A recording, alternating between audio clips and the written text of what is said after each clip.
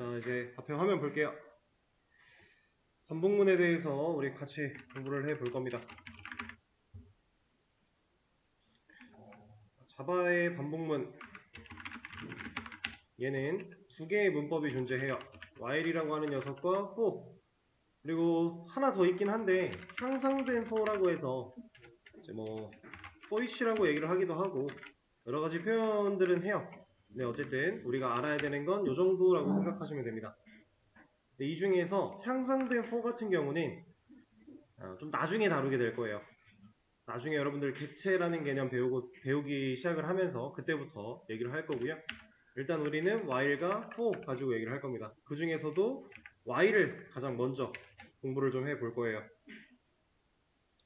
자, while이라고 하는 이 녀석 단어가 가지고 있는 뜻을 생각을 해보면 뭐뭐 하는 동안의 정도라고 우리가 생각을 할 수 있을 것 같은데 실제로 이런 의미로 사용이 될 수 있고요. 사용이 되고요. 그래서 이 녀석은 우리가 배웠던 조건문처럼 while이라고 하는 예약어로 만들어져 있습니다. 그래서 여기다가 while 같은 거 적어내면 색깔이 이렇게 바뀌어요. 예약어란 뜻이고요. 자, 이게 반복문의 가장 기본적인 예약어인데, 문법인데, 이 녀석을 사용하기 위해서는 우리가 중요하게 생각해야 되는 3요소가 있어요. 이 3요소를 제대로 갖추지 못했을 때 우리는 반복문을 내가 원하는 만큼 사용하기가 곤란해집니다. 그래서 얘를 하나씩 좀 얘기를 해보도록 하죠. 첫 번째는 값이고, 두 번째는 조건, 세 번째는 스텝이라고 해서 세 가지 요소를 우리가 잘 기억을 해야 되는데, 이 값의 경우에는 초기값이라고 표현을 할 수 있을 것 같고요. 조건은 종료 조건이라고 표현을 할 겁니다. 그리고 이 스텝 같은 경우는 그냥 보폭이라고 생각을 하시면 될 것 같아요. 자, 초기값, 종료 조건, 스텝이라고 하는 이 3요소를 우리가 적절하게 잘 활용을 해야만 내가 원하는 대로 반복문을 사용할 수 있다라는 개념인 건데, 자, 지금 이 코드를 보면 단이라고 하는 변수는 몇 단의 구구단을 찍을지를 나타내는 거였고, i라는 녀석은 그 단이 가지고 있는 변수 값에다가 몇을 곱할 것이냐, 그래서 1부터 지금 1000까지를 곱할 거다 라고 하는 그런 상황이겠죠. 그런 상황을 표현한 느낌인데, 이 if를 제가 while로 변경을 하면 얘는 알아서 1000까지 곱해줍니다. 자, 이게 반복문이에요. 1부터 1000까지 우리가 얘를 여러 번 반복해서 붙여넣기를 할 필요가 없이 그냥 간단하게 반복 처리를 할 수 있는 상황인 건데, 자, 이걸 보고서 이제 그러면 if 조건문으로 써있던 거를 if를 while로 바꾸면 반복문이 되는가 라고 하면 이거는 반은 맞고 반은 틀려요. 무조건 되는 건 절대로 아니고요. 지금 우리가 바꿨던 여기가 if였다가 while로 바뀌던 이 상황에서는 초기값, 종료조건, 스텝 이 3박자가 다 이루어져 있었기 때문에 이렇게 변경이 가능했던 거예요. 자, 그래서 얘를 이제 기준으로 어디가 초기값이고 어떤 게 종료조건이고 어떤 게 스텝 보폭인지 한번 같이 보도록 하죠. 그리고 이 while문이라는 건 도대체 어떤 구조로 반복이 되는 건지 한번 따져보도록 하겠습니다.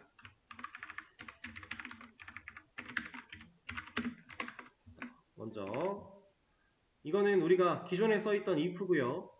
if에서 while로만 변경이 된 나머지는 다 동일한 녀석인데, 일단은 요거부터 볼게요. if라고 하는 예약어가 나왔으면 컴퓨터는 지금 조건 처리를 해야 되는구나, 조건문이구나, 그리고 이 조건을 따져봤을 때 이 조건이 참이면 중괄호 안쪽에 있는 이 코드를 실행한다, 얘가 거짓이면 중괄호 안쪽에 있는 이 코드를 실행하지 않는다 라고 하는 개념이 조건문이었어요. 그렇게 해서 참이든 거짓이든 어쨌든 중괄호 안에 있는 블럭을 하든 안 하든 결정을 한 다음에 이게 끝난다면 그때는 중괄호를 빠져나와서 다음 코드를 만나는 거였죠. 이게 if가 가지고 있는 능력이었습니다. 근데 while문은요.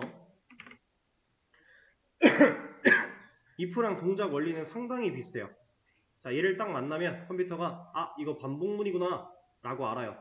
근데 반복문도 역시나 이 조건부를 따집니다.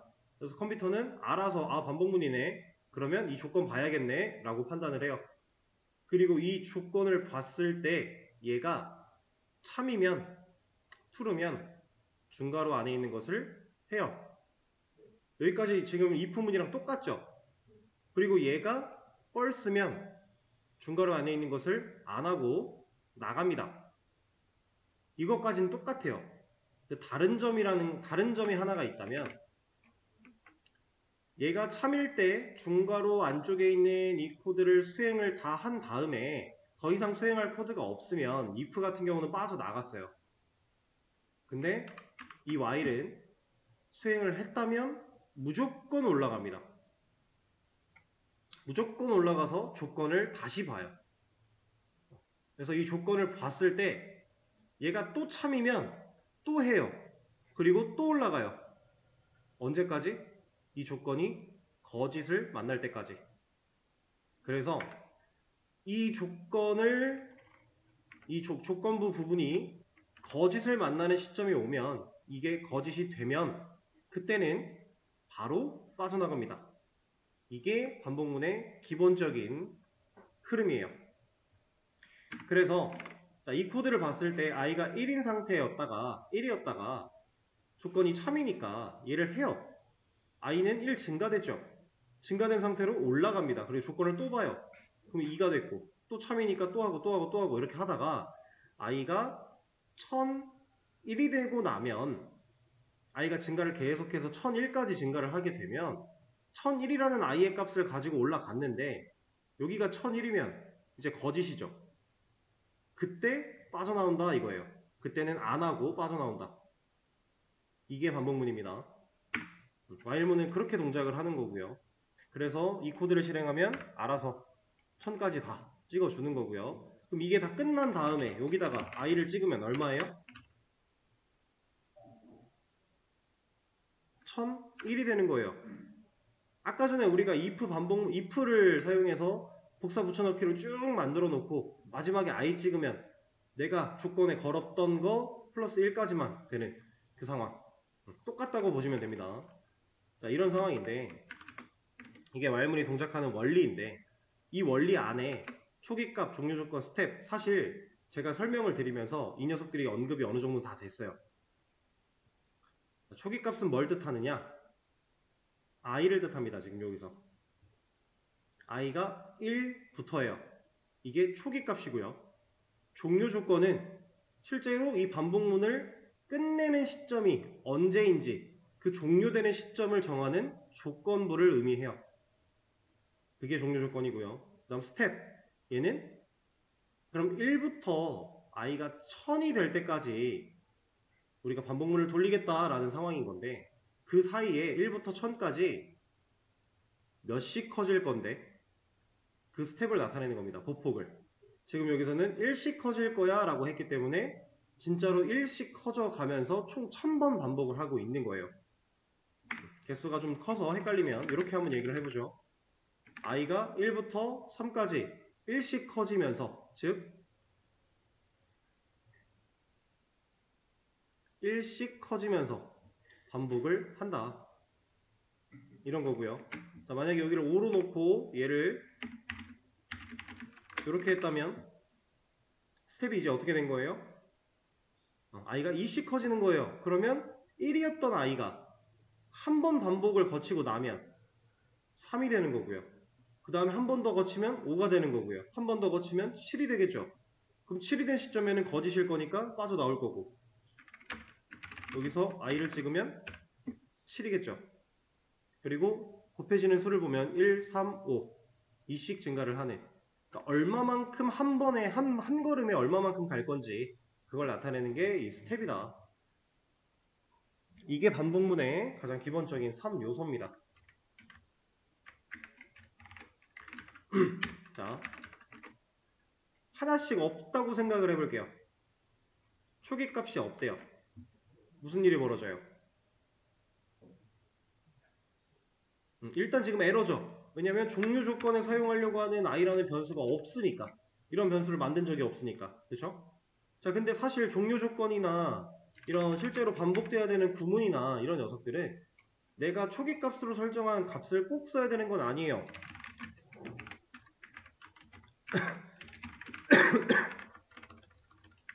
이런 식으로 써도 돼요. 그러면 이제 이 스텝만 지워내면 코드는 문제가 없어요. 문제가 없나요? 이 코드는 실행이 되면 어떤 일이 벌어질까요?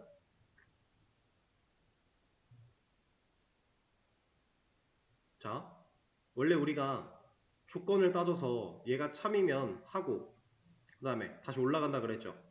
그리고 얘가 거짓을 만날 때까지 할 거라 그랬어요. 근데 이거는 거짓을 만날 수가 있어요? 1이 5보다 작거나 같단데 변수를 사용하지 않았으니까 변하지 않죠.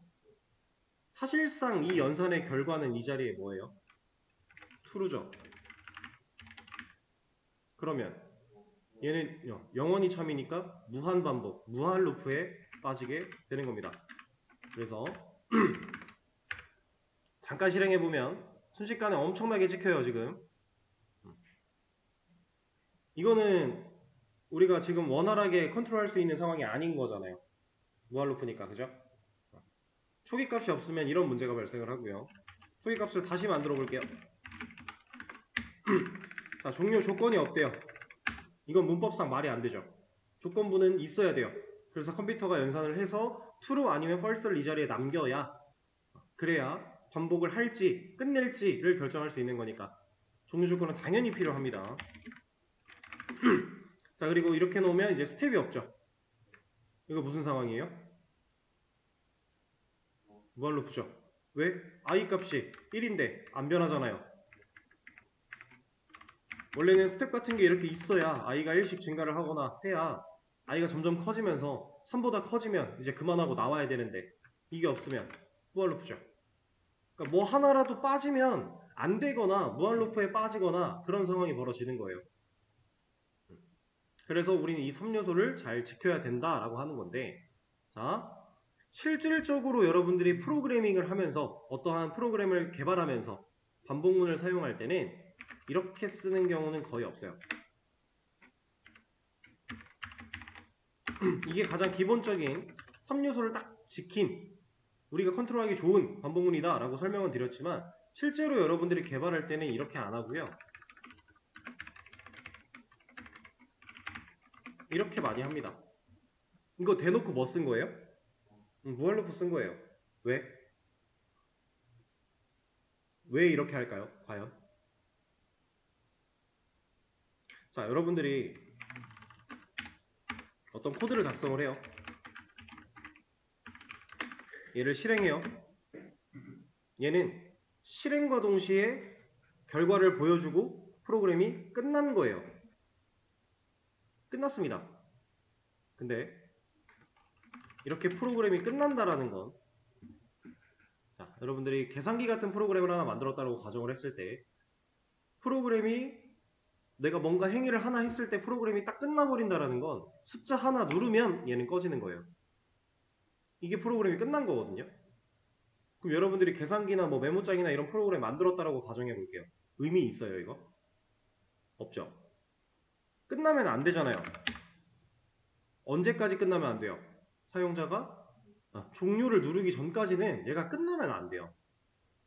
그러니까 얘를 잡아놔야 돼요. 끝나지 않도록. 계속 사용자의 입력이나 이런 걸 받아낼 수 있게끔 기다려야 돼요. 기다리고 받아내면 그리고 나서도 끝나면 안 되고요. 사용자가 실제로 종료할 거야 라고 의사표시를 하기 전까지, 이거 누르기 전까지는 얘가 계속 프로그램이 돌고 있어야 돼요. 그래서 우리는 프로그램을 만들 때 무한 루프를 씁니다. 프로그램이 끝나면 안 되는 거니까 얘를 붙잡아 놔야 되니까 이렇게 써야 돼요. 이런 경우가 더 많아요. 훨씬 많아요. 근데 그러면 이제 프로그램이 무한 루프라는 건 계속 반복된다라는 건데 그 안에서 사용자가 나 이제 끌게 라고 하는 이 의사표시를 한다. 그럼 사용자의 이 의사표시를 우리가 받아낼 수 있어야 되고 받아냈다면 그땐 진짜로 끝내줄 수 있어야겠죠. 무한루프에서 사용할 수 있는 이건 그냥 상황 과정이에요.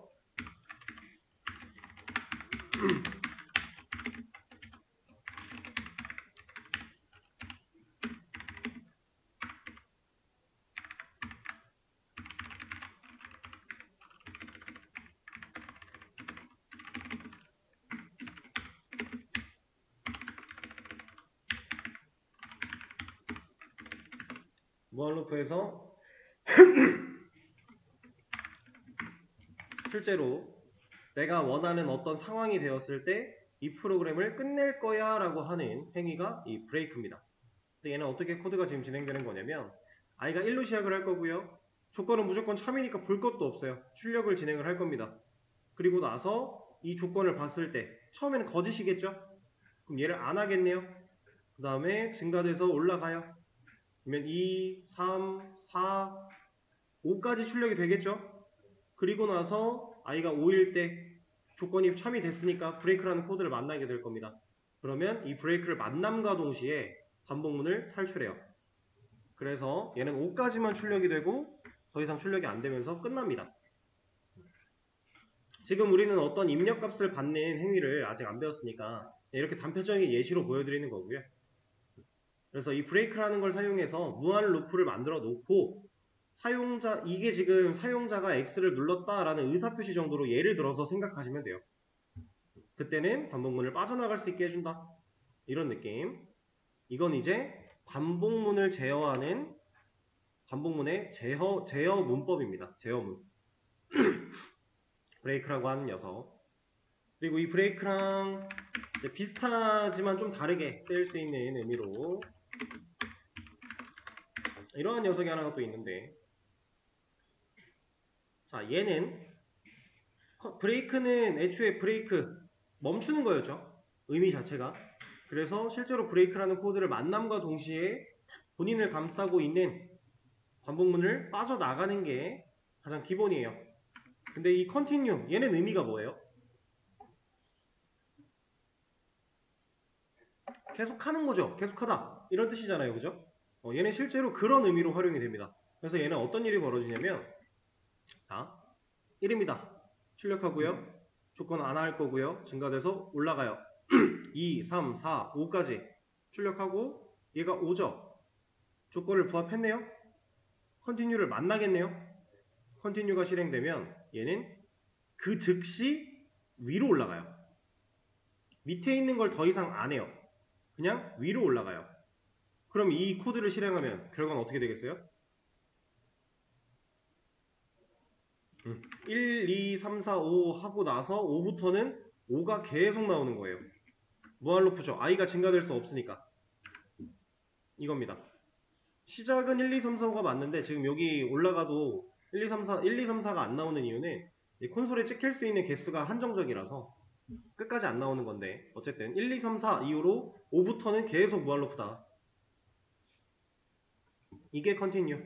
밑으로 내려가지 않습니다. 코드가. 얘를 만남과 동시에 반복문의 시작점으로 출발해요. 조건을 보러 간다는 얘기예요. 브레이크와 continue, 반복문을 제어할 수 있는 이러한 녀석이다.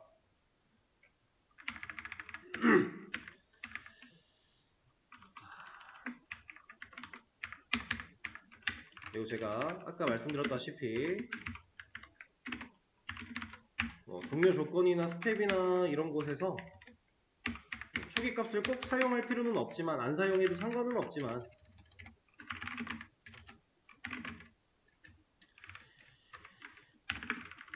이렇게 이걸 가지고 한번 얘기를 또 드려볼게요.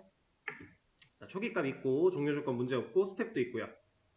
자, 이게 반복문의 가장 기본적인 3요소를 다 지킨 반복문이라고 말씀을 드렸는데, 여러분들이 앞으로 이 반복문을 사용할 때 지금 이 반복문이라고 하는 while이라고 하는 이 녀석이 완전히 익숙하신 분들은 그냥 하셔도 돼요. 본인 하던 대로. 근데 이게 익숙하지 않고 처음 배웠고 이제부터 익숙해지셔야 되는 분들은 이걸 절대적으로 지키세요. 뭐냐면, 자, 이거 똑같이 생긴 거를 하나 밑에다가 쓸 건데 쓰는 순서를 잘 보세요. 일단 초기값 만듭니다. 그 다음에 반복문을 쓸 거예요. 조건을 넣어주고요. 내려와서 순서대로라면 얘를 먼저 써야 되는데 저는 얘를 먼저 쓰지 않고 스텝을 먼저 작성을 한 뒤에 그리고 위에다가 내가 원하는 녀석을 넣어준다. 자, 이 순서를 잘 지키셔야 돼요. 왜냐하면 아직 이게 익숙하지 않으신 분들이 그냥 눈에 보이는 대로 따라서 내려가다 보면 이 녀석을 빼먹는 경우가 정말 허다해요. 정말 자주 빼먹습니다. 그러면 무한루프가 계속 발생을 할 거예요. 근데 무한루프가 발생을 했을 때 얘를 안 끄고 계속 두면요, 이거 프로그램 튕겨요. STS 튕깁니다. 근데 STS만 튕기면 다행인데 좀 심하면 컴퓨터가 다운되기도 해요. 왜냐면 이렇게 계속 콘솔에 뭔가 찍힌다라는 건 지금 얘가 사용할 수 있는 메모리를 계속 사용한다는 얘기라서 누적되다 보면 결국 터져요. 그러니까 여러분들이 지금 아직 반복문이 익숙하지 않은 지금 현재 상태에서 무한루프로 인해 이런 불상사를 겪으시면 안 되겠죠? 그래서 만약에 실수했다면 빠르게 얘를 종료하고 끄시고요. 실수하지 않게끔 기본 모양새를 먼저 다 작성을 한 뒤에 내가 반복하고자 하는 구문을 넣어주는 게 지금으로서는 좋은 연습 방식이다 라고 설명을 드리겠습니다.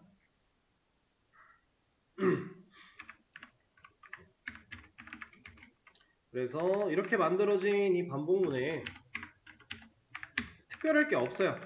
그냥 의미적으로 봤을 때 이 밑에 써있는 이만큼의 반복문은요, 총 3번 반복하는 반복문으로 테스트라는 출력을 3번 하겠다라는 의미예요. 그러니까 별게 없어요. 이게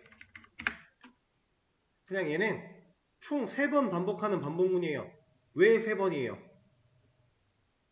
i가 1부터 1씩 증가하는데 몇 가지? 3까지 돌 거니까. 그래서 그냥 총 3번입니다. 만약에 이거를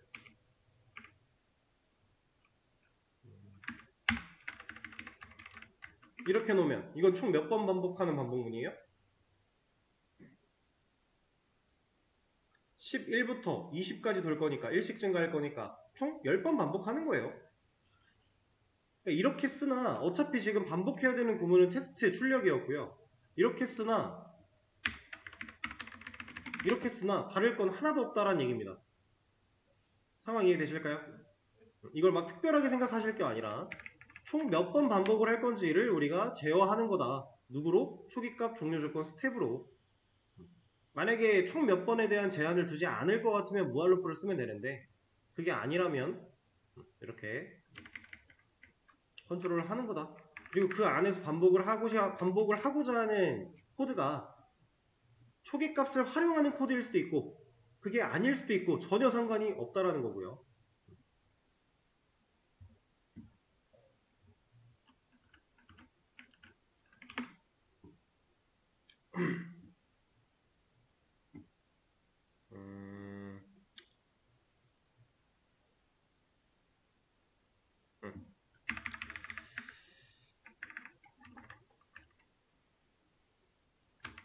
그리고 요거 하나는 좀 더 보여드리면 좋겠네요.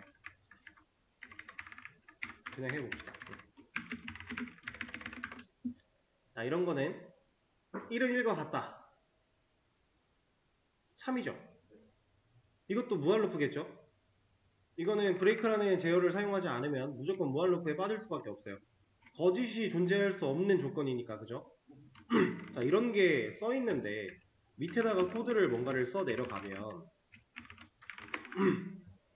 얘는 에러가 나요. 얘는 왜 에러일까요?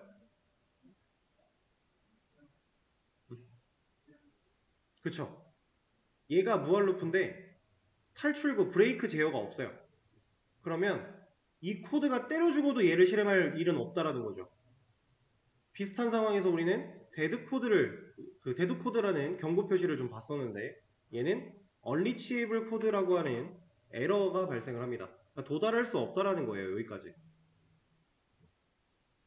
그래서 뭔가 내가 무한루프를 적었다면 그 밑에 있는 코드 얘는 문제가 있을 수 있다. 이걸 문제가 없게 하려면 어딘가에는 이 브레이크 제어가 사용이 되어야 된다 라는 거고요. 이거를 잘 생각을 하셔야 됩니다.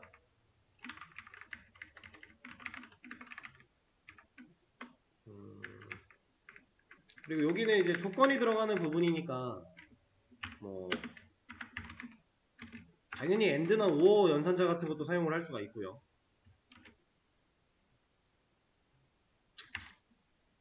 뭐 이런 식으로도 가능할 거고 얼마든지 여기에 조건부를 다 넣을 수가 있다라고 하는 거. 일단은 요 정도. 그래서 반복문에 대해 기본적인 내용을 좀 말씀을 드렸고요.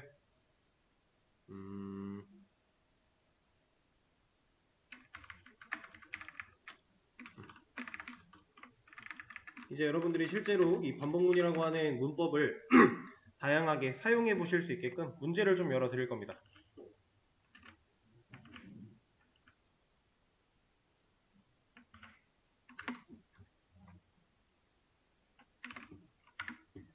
자, 아까 전에 풀었던 그 문제들은 정답이 다 올라왔고 그 밑에 있는 문제부터 해서 지금 1, 2, 3, 4, 5, 6, 6개의 문제인데 이거 되게 간단한 문제들이에요. 난이도가 되게 가벼운 쉬운 문제들이니까 얘를 한번 쭉 풀어보시고 심지어 이 6개 중에 첫 번째는 우리가 방금 같이 한 문제예요. 그 녀석을 직접 한번 써보시는 거니까 시간을 들여볼 테니 진행을 한번 해보시죠. 자, 이제 앞에 화면 볼게요. 남은 시간 동안 문제 같이 풀어볼 겁니다. 하나씩. 자, 일단 첫 번째 문제는 우리가 설명을 하면서 제가 쭉 했던 문제랑 똑같죠? 반복되는 구문 얘만 하나 남겨놓고 이제 반복문을 사용해서 얘를 돌려주면 될 거예요. 초기값은 i가 이미 1로 정해져 있으니까 while문 만들어서 i가 1000까지 볼 수 있게 처리를 해주고요. while문의 중괄호 안쪽에다가 반복할 구문을 넣어주면 이 문제는 깔끔하게 처리가 되겠죠.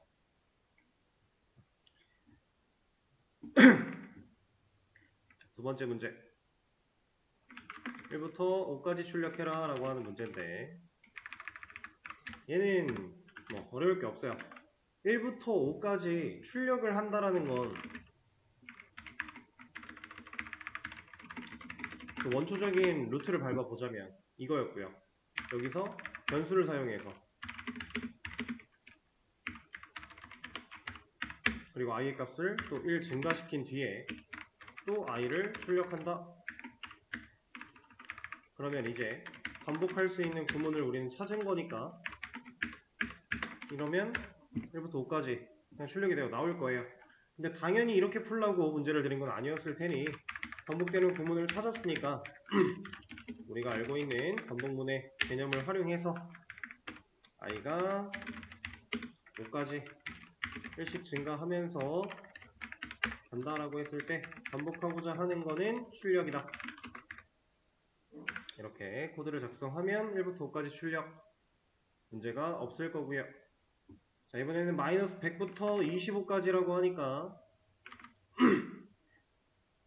자, 초기값과 종료 조건만 바뀌면 돼요.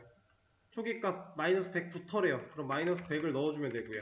종료 조건 25까지래요. 25를 포함해서 얘까지. 자, 근데 마이너스 100부터 25라는 건 숫자 범위를 생각했을 때 양의 방향이죠. 마이너스 100에서 25가 되려면 숫자가 점점 커져야 되잖아요. 그쵸? 우리가 지금까지 1부터 5, 뭐 1부터 1000 이것도 다 마찬가지로 숫자가 작았던 게 커져야 되는 상황이었어요. 마이너스 100부터 25도 똑같다는 얘기죠. 1씩 커진다고 했을 때 다른 거는 건드릴 필요가 없고 그냥 초기값과 종료 조건만 바뀐다면 마이너스 100에서 0을 거쳐서 25까지 출력되어 나오는 게 문제가 없을 것이다 라는 건데, 자 이제 여기 보면은 곱하는 순서를 거꾸로 해주세요 이런 것도 있고요. 다음 문제로 가서 한번 보도록 하죠. 그러니까 우리가 변화하는 숫자를 양의 방향으로 변화를 시킬 건지 음의 방향으로 변화를 시킬 건지에 따라 여러분들이 반복문을 쓸 때 조건, 스텝, 신경 써야 될 것들이 좀 있을 거다라는 얘기고요. 자, 아래와 같이 출력을 해야 되고 8단 출력인데 곱하는 순서를 거꾸로 곱하기 1000부터 1까지 가면 된다라는 얘기겠죠? 그럼 일단 한 번에 역으로 가는 게 힘드시다면 일단 먼저는 원래 상태를 만들어 놓고 거기서 변화를 줘보는 것도 괜찮은 방법이에요. y를 1000까지 그리고 y가 1씩 증가 이 사이에서 해야 될 일이 우리가 단 곱하기 i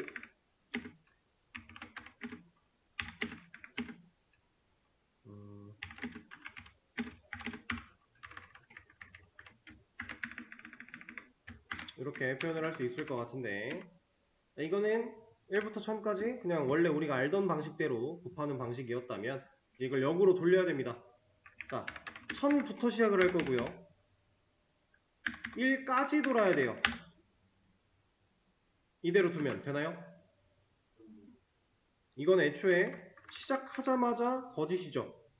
그러면 아무것도 안 찍힙니다. 이거는 이게 지금 실행한 결과예요. 콘솔에 아무것도 안 찍히니까 얘가 열리지도 않아요. 지금 애초에 얘는 거짓이라 바로 탈출하고 끝일 거니까. 그래서 이걸 제대로 하기 위해서는 부등호가 바뀌어야겠죠. 1000이 1이 될 때까지 작아져야 돼요. 그럼 이 녀석이 1보다 크거나 같을 때까지 반대로 이렇게 부등호를 잘 꺾어 주셔야 되고요. 그리고 양의 방향으로 얘가 계속 커진다면 무한루프겠죠? 의미가 없어요. 그래서 이 녀석도 음의 방향으로 갈 수 있게끔 잘 바꿔 주셔야 1000이라는 숫자부터 1이라는 숫자까지 내려올 수 있을 것이다. 그래서 내가 지금 반복을 할 때 초기값과 종료 조건을 따졌을 때 이렇게 가는지 이렇게 가는지를 잘 판단하고 부등호와 이런 스텝에 기호를 잘 써줘야 된다. 그리고 이번에는 이거죠. 곱하기 1000부터 마이너스 500까지 출력을 해달라. 이거는 사실 똑같은 음의 방향이에요. 방금 전에 풀었던 상황이랑 다를 게 하나도 없어요. 1000에서 마이너스 500으로 가는 1000에서 1로 가나 마이너스 500으로 가나 둘 다 음의 방향으로 가는 건 동일하니까. 그러면 종료 조건만 바꿔주면 끝납니다. 나머지 조건이 다 동일하니까 이렇게 문제를 해결할 수 있고요. 그 다음에 1부터 3까지 출력하는 작업을 10번을 해달라 라고 했고요. 이중 왈문을 써라 라고 했는데 우리가 if문을 쓰면서 if문 안에 if문을 쓰는 게 당연히 가능했고요. 그 다음에 아까 왈문 안쪽에서 if문을 쓰는 것도 제가 자연스럽게 보여드렸고요. 그러면 반복문 안에서 반복문을 쓰는 것 또한 역시 문제가 없는 거예요. 당연히 가능한 건데 자 1, 2, 3, 1, 2, 3 이런 식으로 해가지고 총 10덩어리를 찍어낼 겁니다. 이거를 한 번에 지금 이제 막 반복문을 연습하는 상황 속에 한 번에 이걸 하려고 하면 힘들어요. 그래서 여러분들은 두 개로 좀 나누시면 좋아요. 뭐를 나눌 거냐면 1부터 3까지 출력하는 걸 하나 나눌 거고요. 이러한 작업, 이러한 결과를 총 10번 할 거예요.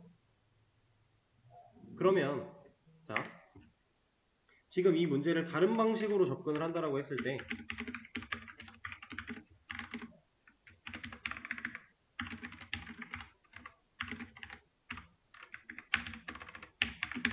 자, 얘는 1부터 10까지 1씩 증가하면서 총 10번 반복하는 반복문이에요. 그 안에서 1, 2, 3을 찍겠다라고 하면 1, 2, 3이 10번 찍혀 나오겠죠. 당연히 가능한 얘기죠. 자, 이런 상태인데 이렇게 하나 만들어 놓고 이렇게만 생각을 해보면 얘도 반복문으로 1, 2, 3을 찍을 수 있겠죠. 우리가 아까 1부터 5까지 출력 이런 것도 해봤으니까 그럼 얘를 이제 반복문으로 변환시키는 겁니다.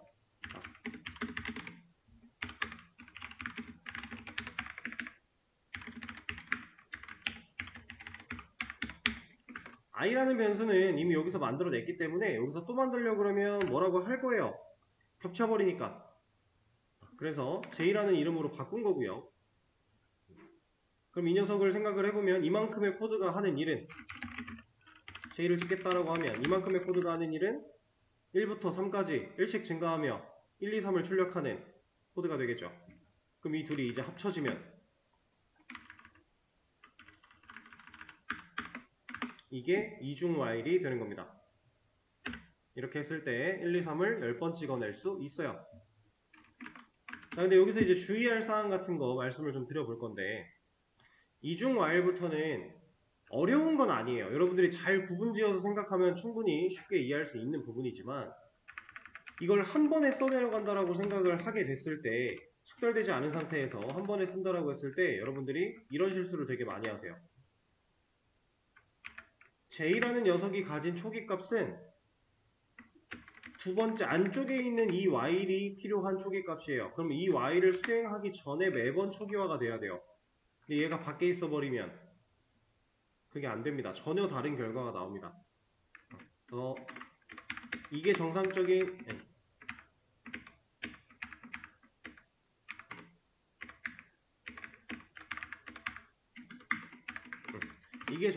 모습인데, 여기서 이 J를 선언하고 초기화하는 이 과정을 이 밖으로 올린다거나 이랬을 때 저 결과가 전혀 달라지고요. 진짜로 결과가 달라집니다. 이렇게.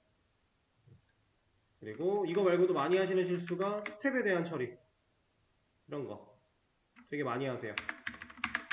이런 것도 전혀 달라져요. 이거는 문제가 심각해지는 겁니다. 무한 루프가 되는 경우도 있고요. 아니면 나보다 많은 경우도 있고요. 그래서 이것들을 잘 따져봐야 되는데, 가장 쉽게 이해하는 방법은 이거예요. 내가 반복해야 되는 작업이 뭔지를 판단하는 것, 그리고 그 반복해야 되는 작업을 총 몇 번 할 건지, 이거를 잘 나눠서 생각을 하시면 돼요. 총 몇 번, 그러니까 최종적으로 몇 번 할 거야가 바깥쪽에 있는 반복문이고요. 그 안쪽에서 반복해야 되는 작업이 뭐야 라고 하는 걸 안쪽에 그냥 위치를 제대로 시켜주면 됩니다. 이러면 큰 문제 없이. 그리고 이 녀석이 도는 원리 같은 거는 똑같아요. 우리가 알고 있는 개념. 반복문이 조건을 봤을 때 참을 만나서 중괄호 안에 있는 이만큼의 코드를 수행하러 올 건데, 왔을 때 변수 만들어서 초기화하고, 반복문 또 나왔으니까 조건 봐야 되고, 참이면 이 중괄호 안쪽에 있는 코드 실행해야 되고, 실행하고 나면 또 올라가고, 내려와서 실행하고 올라가고, 거짓을 만날 때까지 반복하다가 거짓 만나면 탈출하면 밑에 있는 코드 진행하고 이제 여기로 올라가는 거예요. 우리가 배웠던 while문의 흐름 그대로 가되, 이게 겹쳐 있다 보니까, 중첩됐다 보니까 여러분들이 좀 헷갈리게 느껴질 수는 있겠지만, 차분히 대입을 하면서 눈으로 따라가 보세요. 직접 본인 눈으로 따라가면서 대입하면서 풀어보면 쉽게 이해가 될 겁니다. 그러면 이제 이렇게 찍혀 나오는 결과는 총 몇 개예요? 30개죠. 총 10번 반복할 건데, 한 번 반복할 때마다 3개씩 찍을 거니까 결국 3 곱하기 10입니다. 그래서 안쪽에 있는 거가 3번 반복을 할 때, 3번 반복을 해야 바깥쪽에 있는 게 한 번 더 반복을 한다라고 하는 그런 상황. 이게 이중 반복문입니다. 그래서 우리가 겹겹이 반복문을 사용하는 경우는 앞으로도 많이 나올 거고 자연스럽게 쓸 수 있어야 되니까, 이 녀석 또한 여러분들이 충분히 반복 숙달을 하셔야 될 필요가 있고요.